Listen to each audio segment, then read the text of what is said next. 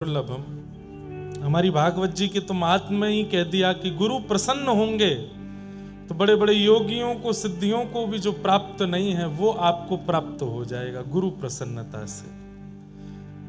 अद्भुत महाराज जी के भाव। अब हम लोग आगे के क्रम में प्रवेश करें। कल खूब जोर की वर्षा आ गई थी तो प्रसंग आधा ही रह गया, तो रात में नरसिंह मेहता हमारे स्वप्न में आए। हमने कि क्या हुआ महाराज? तो बोले बस प्रसंग पूरा करके आइए जल्दी। मैंने कहा आज जाति कथा में करेंगे। तो कल हम लोग सुन रहे थे कि कुछ संतों की जमात, ये प्रसंग सुना क्यों रहे थे कि ईर्ष्यालुओं को ठाकुर जी नहीं मिलते। आपके अंदर कितने दोष हैं अपने आप लिखिए, हमारे कहने से काम करेंगे। यहां पर जितने भी दंपति बैठे हैं, पति पत्नी, यहां पर जितने भी बहन भाई बैठे हैं, यहां पर जितने भी मित्र बैठे हैं, यहां पर जितने भी आपस के सगे बैठे हैं, युगल युगल जोड़ी बना लीजिए। और कथा से जाने के बाद आप लोगों को एक काम करना है। पति पत्नी एक दूसरे को पर्चा और पेन दे में और एक दूसरे से कहें तुमको मुझ में जितने दोष दिखते हैं सब लिख करके मुझे दिखाओ। पत्नी पति के लिखे, पति पत्नी के लिखे, बहन भैया के लिखे, भाई बहन के लिखे, भाई भाई एक दूसरे के लिखो, मित्र मित्र एक दूसरे को। लेकिन सौगंध है एक दूसरे की, जबरदस्ती बढ़ा चढ़ा के मत कोई ईर्ष्या में कुछ एक दो पद ज्यादा लिख दो कि तुम में ये भी है ये भी है। नहीं, जो अनुभव होता है वही लिख करके और उसको दीजिए। ये बहुत बड़ी एक प्रक्रिया है। और आपस में देख करके फिर अनुभव कीजिएगा। आपके शायद नेत्र खुल जाएंगे। कई ऐसे दोष होंगे जो आपको लगता ही नहीं है कि आपके अंदर है, लेकिन सामने वालों को वो दिखते हैं और वो दोष आपको पता चलेगा। उन समस्त दोषों को ठाकुर जी के हवाले कर देना, क्योंकि सब दोषों के साथ ठाकुर जी मिल जाएंगे। अगर एक दोष उनमें है तो ठाकुर जी के मिलन में बाधा आ सकती है, और वो दोष क्या है? ईर्ष्या। अगर सामने वाले ने लिख दिया कि तुम्हारे अंदर ईर्ष्या भी है, मैंने कभी अनुभव किया था, तो आपको चिंता होनी चाहिए। क्यों? क्योंकि ठाकुर जी मिलेंगे नहीं। नरसिंह मेहता से इतनी ईर्ष्या करते थे सारे जूनागढ़ वासी कि 700 मुद्रा लेकर के द्वारिका जा रहे उन संतों से कह दिया कि जाओ, यहां इस नगर का सबसे बड़ा सेठ नरसिंह है, 1000 मोहर से नीचे की तो वो हुंडी लिखता नहीं है। तुम लोग जाके चरण पकड़ लेना, रोने लग जाना, मूड मारने लगना और कैसे भी करके उनसे हुंडी लिखवा लेना, 700 सोने की मोहर उनके घर में धर देना। संतों ने वैसा ही किया। संतों को देख करके नरसिंह मेहता जी चरण धोने लगे, माला पहनाने लगे। अच्छा, उन मन चले लोगों ने पहले ही बता दिया था कि तुम नरसिंह मेहता के पास जाओगे तो वो तुम्हारे पैर छू करके, धो करके, माला पहना के मनाने का प्रयास करेगा कि तुम हुंडी मत लिखवाओ, लेकिन फिर भी तुम मानना नहीं, लिखवा लेना उससे। नरसिंह मेहता तो बेचारे संतों को देख के प्रणाम करते थे, चरण धोते थे, माला पहनाते थे। संत जन कहने लगे जरूर हमको मनाने की प्रक्रिया चल रही है कि हम हुंडी ना लिखवाएं। संतों ने कहा नरसिंह जी हमारा एक काम कर दीजिए। बोले क्या? हमको द्वारिका जाना है, बीच में बड़े लुटेरे और चोर उचक्के मिलते हैं, हमारा धन लूट लेंगे। हमारी पूरे विश्व भारत की यात्रा पूरी हो रही है, द्वारिका में हमको भंडारा करना है। ये 700 सोने की मोहर जैसे तैसे हमने बचाई है, इनको रख लीजिए, हुंडी लिख दीजिए। आपका कोई सेठ वहां हो या आपका कोई सेवक द्वारिका में हो, हम उसको जाके दिखा देंगे, वो हमको वहां 700 सोने की मोहर दे देगा, तो हम वहां अपना भंडारा कर लेंगे। नरसिंह मेहता जी बोले आपको मुझे देख के लगता है कि मैं हुंडी लिखता हूंगा? बोले हुंडी लिखने वाले आप जैसे ही होते हैं, वो ऐसे बन के रहते हैं कि कोई उनसे हुंडी लिखवा ना पावे। ये आपकी फटी धोती और आपके तन की स्थिति से हम बहकने वाले नहीं हैं, हमारी हुंडी लिखिए।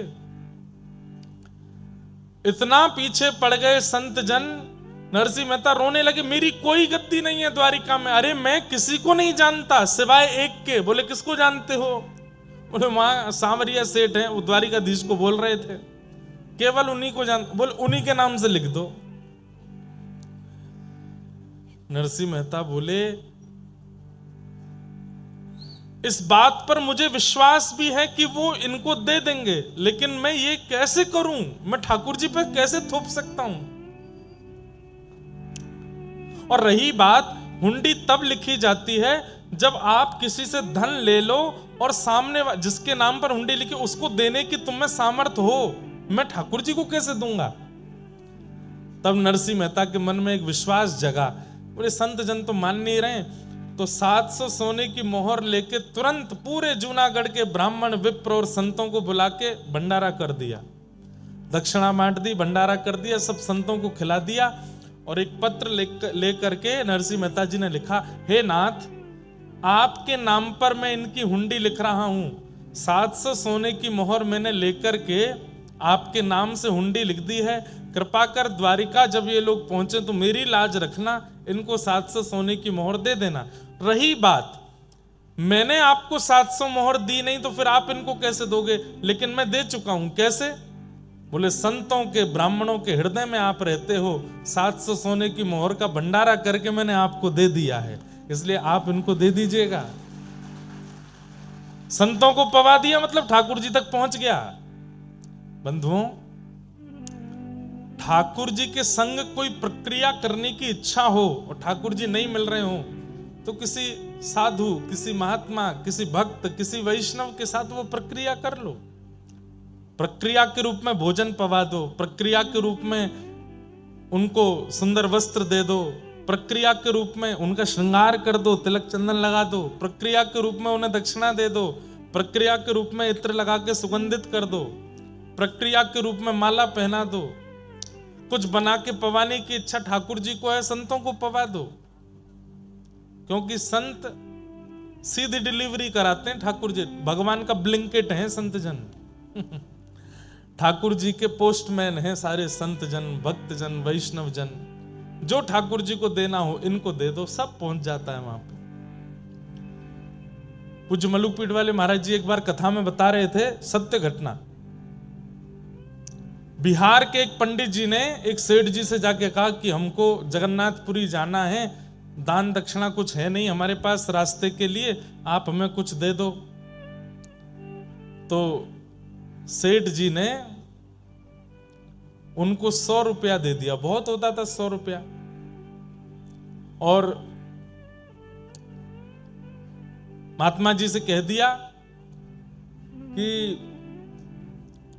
ये 11 रुपए तो आपके आने जाने में खर्च होंगे, 5-6 रुपए में आपको प्रसाद वरसाद हो जाएगा, बाकी का जो बचेगा लगभग 80 रुपया ये श्री जगन्नाथ जी के मंदिर में चढ़ा देना हमारी तरफ से।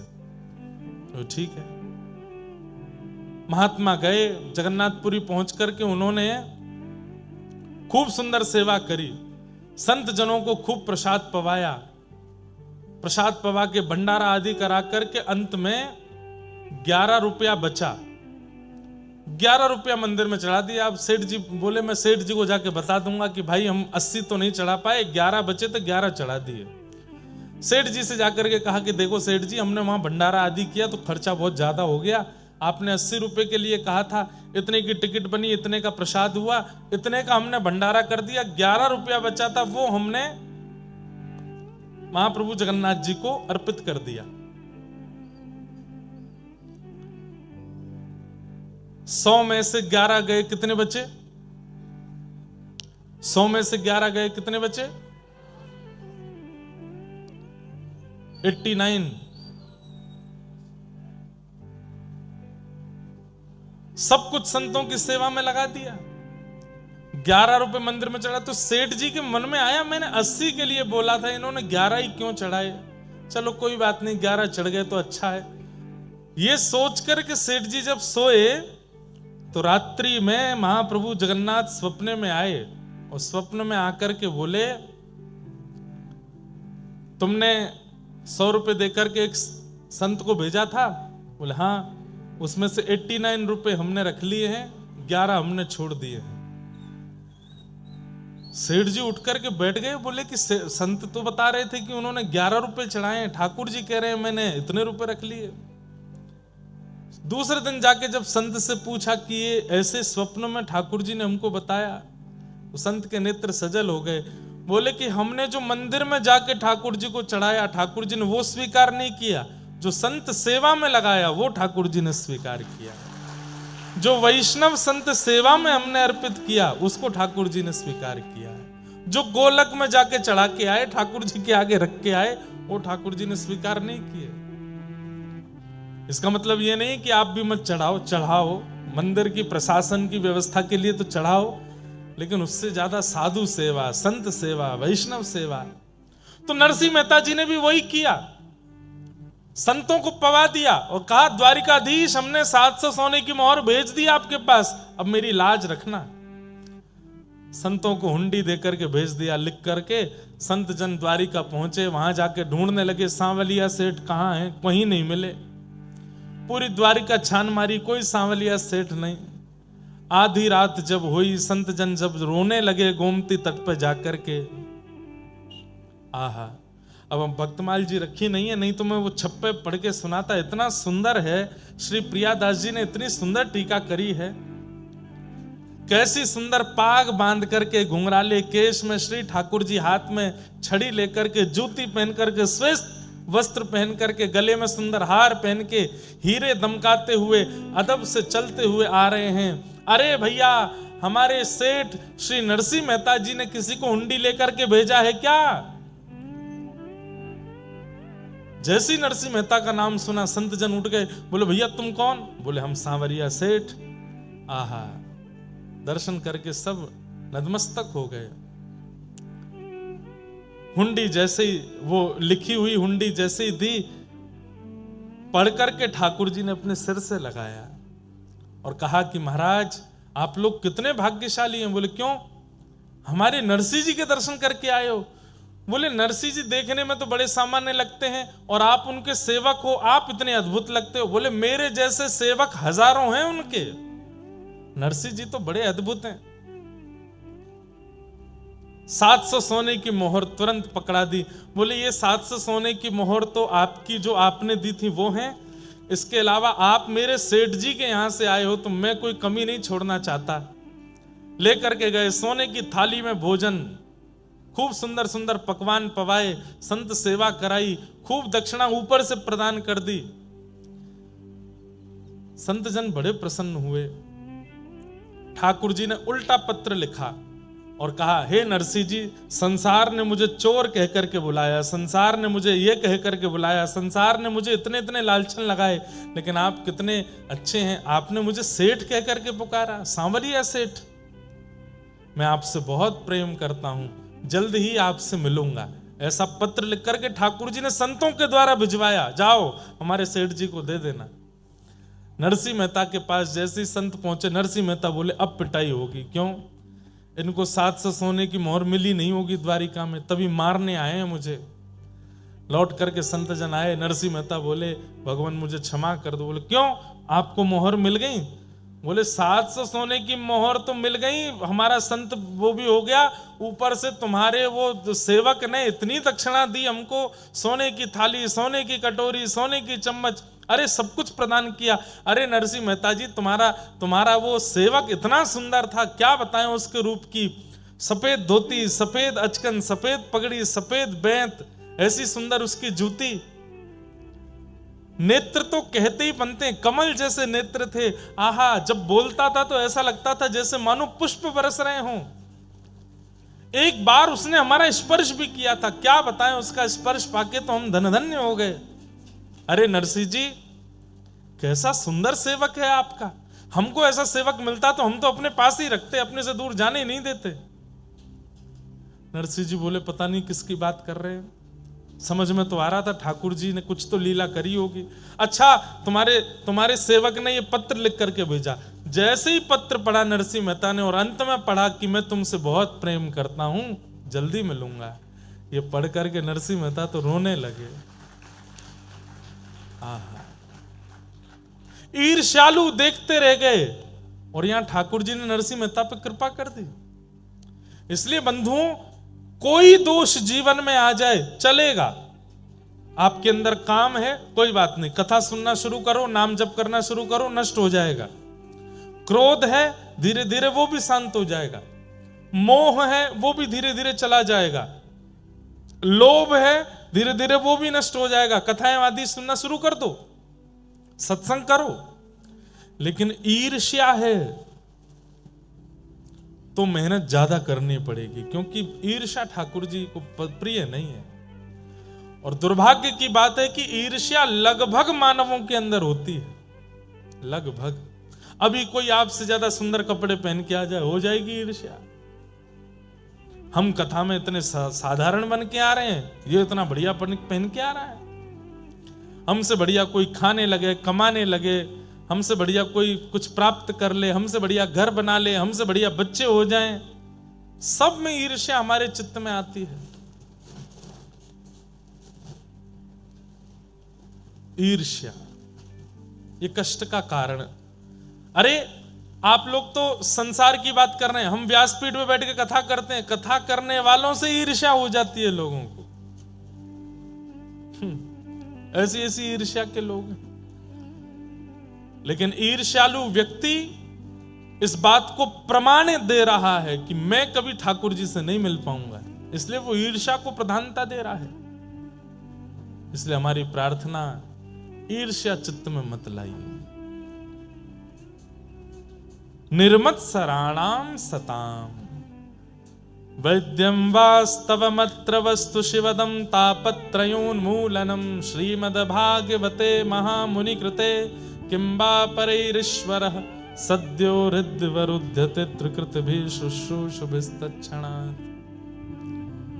श्रीमद् भागवत की कथा कैसी है? ठाकुर जी से संबंध कराती है, ठाकुर जी से कोई ना कोई संबंध कराती है। बंधुओं, ठाकुर जी से संबंध होना या ठाकुर जी के जनों से संबंध होना, ये दोनों ही कृपा की बात है। आप ठाकुर जी से संबंध नहीं बना पा रहे हो तो ठाकुर जी के जनों से संबंध बनाओ, ठाकुर जी के जनों को ही अपना मान लो, ठाकुर जी के जनों से संबंध बनाओ। आहा, अब कोई हमसे गुरु जी कहे, महाराज जी कहे, पंडित जी कहे, इंद्रेश जी कहे, समझ में आती है। एक बार एक कथा में एक बालक बोला जीजा जी। मैंने कि यार ये क्या बोल रहे हो? अरे महाराज जी, किशोरी जी हमारी बहन हैं और श्री लाल जी हमारे जीजा जी हैं, आप वृंदावन वासी हो, लाल जी के सखा हो, तो आप भी हमारे जीजा जी। मैंने कि बहुत बढ़िया। हमने कि साले साहब सेवा करने आ जाना। एक जगह और अद्भुत हुआ, नाथ द्वारा दर्शन करने के लिए मैं गया, तो वहां जैसे मैं पहुंचा तो एक बालक मुझसे बोला नाना जी प्रणाम। मैंने कि यार तेने नाना जी कही मुझसे? बोले कि हाँ महाराज जी, मेरी माता जी रोज आपकी कथा सुनती हैं, तो उन्होंने विचार किया कि मेरी गुरु भावना तो बन नहीं पा रही है, तो मैं इनको पिता मान लेती हूं अपना। जय हो महाराज जी, धन्यवाद। श्री वृंदावन बिहारी लाल की, श्री राधा रमण लाल की, श्री राधा रसिक बिहारी लाल की, श्री जटेरी धाम की, स्वामी श्री हरदास जी महाराज की जय जय श्री राधे। जय हो, बड़ी कृपा। तो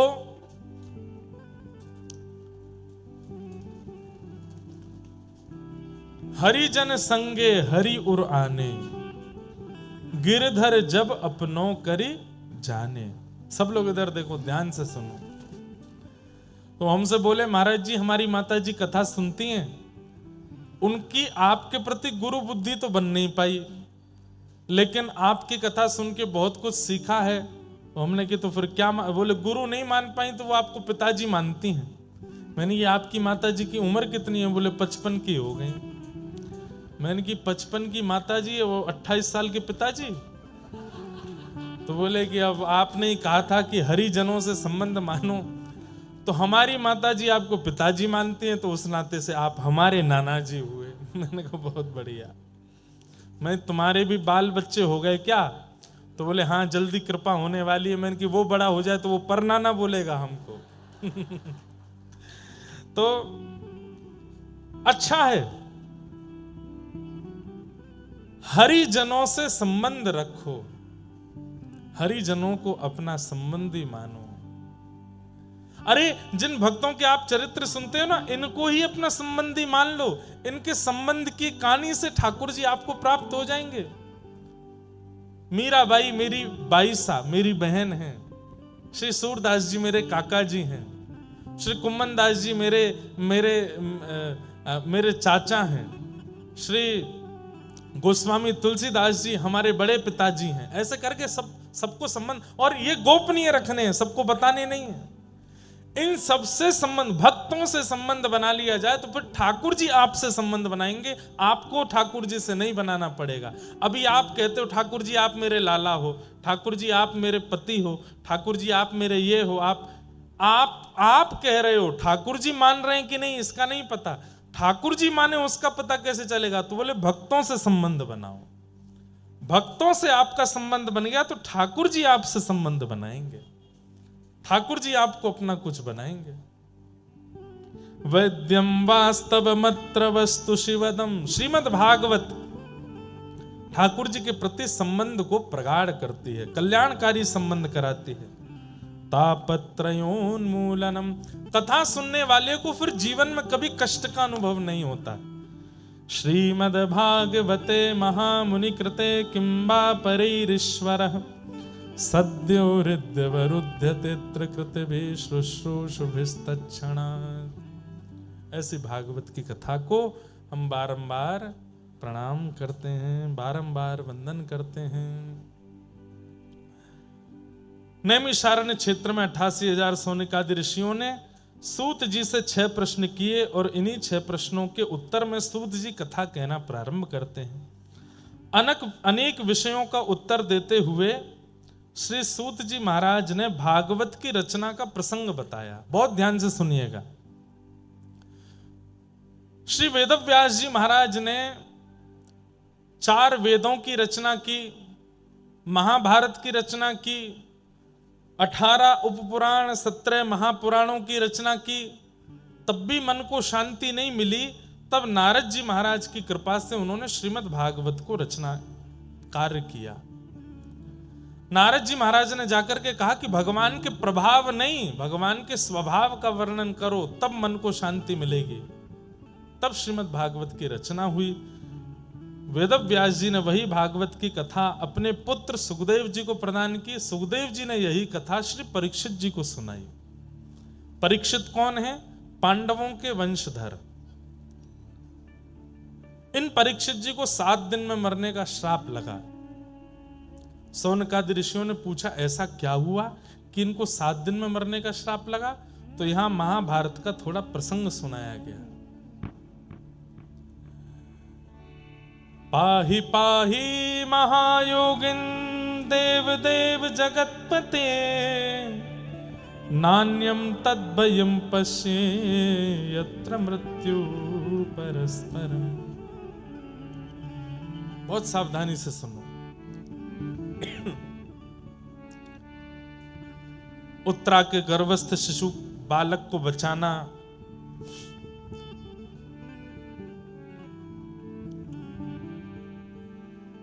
गुरुपुत्र अश्वत्थामा को भरी सभा में अपमानित करना, उसकी मणि को हरण करके निकाल लेना, ये आदि आदि कथाएं यहां पर सुनाई गई।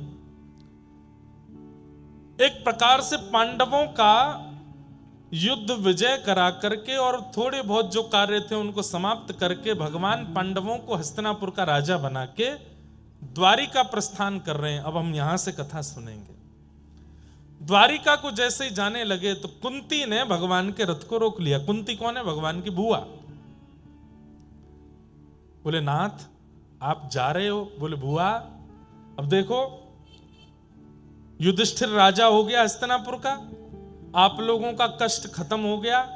अब तक आप लोगों ने इतनी पीड़ाएं सही, वनवास करना पड़ा, सब कुछ सहना पड़ा, अब सब कुछ समाप्त हो गया है। अब आपका राज्य आपके पास आ गया है, महाभारत का युद्ध आप जीत गए हो, अब सब अच्छा आनंद में हो गया। अब मुझे आज्ञा दो, मुझे जाने दो। कुंती ने कहा 2 मिनट नीचे आइए, मुझे आपसे बात करनी है, फिर चले जाना। श्रीमद् भागवत की सबसे पहली स्तुति है कुंती स्तुति, और कुंती ने भगवान से जो बात कही है वो बहुत ध्यान से सुनिएगा।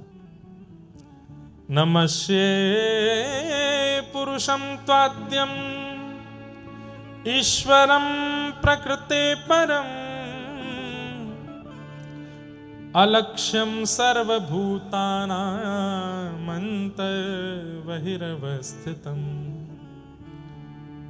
जैसे ही ठाकुर जी रथ से नीचे उतरे, कुंती बुआ ने तुरंत ठाकुर जी को साष्टांग प्रणाम किया। ठाकुर जी 4 कदम पीछे हट गए। बुआ, ये क्या कर रही हो आप? मैं भतीजा हूं आपका, मुझे आपको प्रणाम करना चाहिए, आप मुझे क्यों प्रणाम कर रही हो? कुंती बुआ बोली, परमात्मा को प्रणाम करना चाहिए और मुझे पता है कि आप परमात्मा हो। मैं परमात्मा हूं? बोले हाँ। जोर से ठाकुर जी हंसने लगे, मैं परमात्मा हूं? बोले हाँ, तुम परमात्मा हो, मैं जानती हूं। अच्छा, मैं परमात्मा हूं तो फिर मेरे द्वारिका जाने पर आप रो क्यों रही हो? क्यों? बोले परमात्मा तो सब जगह रहता है, वो द्वारिका में भी है, हस्तिनापुर में भी है, वृंदावन में भी है, गोकुल में भी है, मथुरा में भी है, अलवर में भी है, जयपुर में भी है।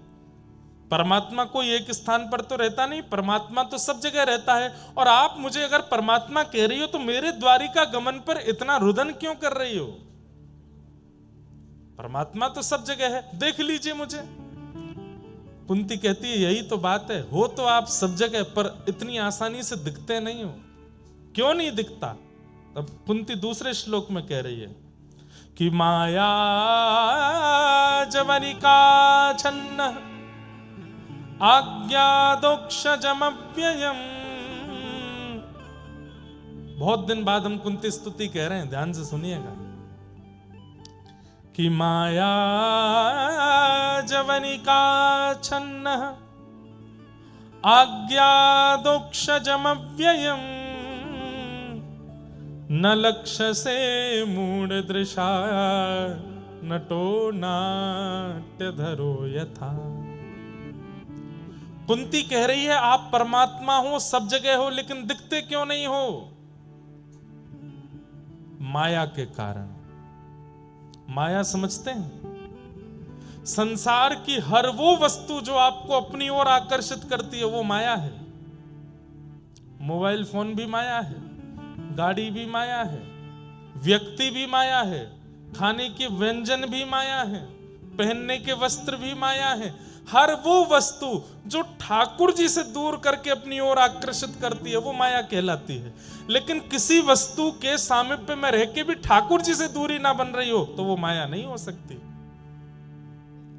आप 1.5 करोड़ की गाड़ी में बैठे हो, लेकिन गाड़ी में बैठ करके भी वृंदावन की याद में रो रहे हो तो आप माया की चपेट में नहीं हो। आप 56 भोग के बीच में बैठ करके भी जीव में स्वाद नहीं आने दे रहे हो और केवल श्री वृंदावन श्री वृंदावन श्री वृंदावन कह करके आनंदित हो रहे हो तो आप माया के चपेटे में नहीं हो। आप 2 लाख 2.5 लाख का फोन पास में रख करके भी केवल कथा श्रवण करते हो तो आप माया के चपेटे में नहीं हो।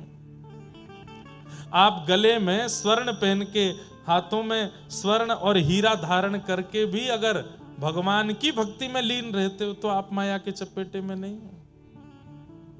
और एक बात बोलें, मायावी व्यक्ति अलग ही दिख जाता है। उसके सिर पर कृष्ण नहीं सवार होते, उसके सिर पर धन, उसके सिर पर ऐश्वर्य, उसके सिर पर नाम, उसके सिर पर अभिमान, ये सब सवार रहता है। वो मायावी व्यक्ति है, माया के चपेटे में है। और जो माया के चपेटे में आ जाता है उसको सब जगह होते हुए भी ठाकुर जी नहीं दिखते, उसको मंदिर में भी ठाकुर जी नहीं दिखते।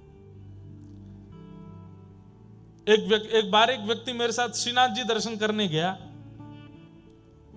नाथ द्वार मेरी श्रीनाथ जी के दर्शन में मुझे बहुत सुख मिलता है, सब जगह ही मिलता है, पर राधा रमण जी, श्रीनाथ जी, तिरुपति बालाजी कुछ स्थान है जहां पर मैं स्थिर हो जाता हूं।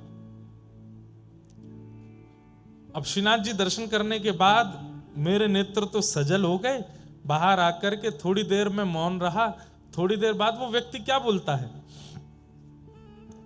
महाराज जी वो श्रीनाथ जी की ठोड़ी पे जो हीरा था कम से कम 5-6 लाख का तो होगा। गले में जो हार पहन रखे थे 12-13 लाख के तो होंगे। मैंने कि यहां आकर के भी तुमको वही दिखा। जाकी रही भावना जैसी, प्रभु मूरत देखी तन तैसी। प्रॉपर्टी डीलर होते हैं ना, वो दुनिया के किसी कोने में चले जाएंगे, यहां जमीन के भाव कितने होंगे भैया, वो यही काम करते रहते हैं। कामी व्यक्ति जहां जाता है वहां काम दिख जाता है। धनवान व्यक्ति जहां जाता है उसको वहां धनी धन दिखता रहता है। हमारे साथ एक पंडित जी रहते थे पहले, अब नहीं रहते, वो अब ज्यादा व्यस्त हो गए। वो जहां जाते, महाराज जी घर कितने का होगा ये कमरा कम से कम 20-22 लाख का तो बना होगा, हैं ये टेबल कम से कम इतने की तो आई हो, मैं तुमको खरीदनी है क्या? अब हम तो घरों में जाते रहते, तो ये थोड़ी है तो सब जगह वही देखना। कई लोगों को देखा गया वो कथा में आकर के भी कथा नहीं